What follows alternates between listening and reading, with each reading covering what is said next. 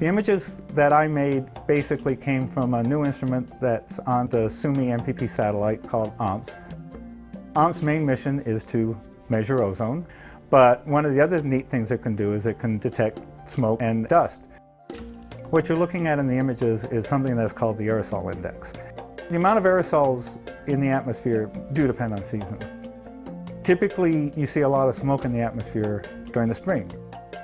The smoke is essentially being produced by fires in sort of the border between Russia and China. In order to grow crops and then clear the land, they start burning to clear whatever land they want to clear.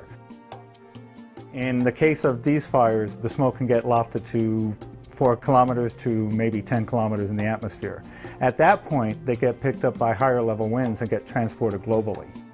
In this case, we saw that the smoke was transported over to North America, and in certain cases we see smoke that actually circles the globe.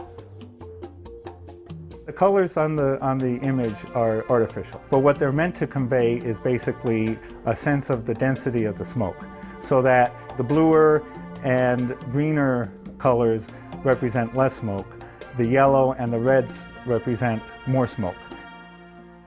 Along with the colors, I sort of added a level of transparency.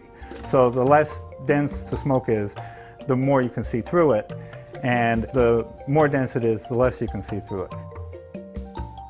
Aerosols is an increasingly important aspect of studying what's happening to the climate. Climate occurs over long periods of time. We need a long-term data set to follow what's happening and to better understand what's happening.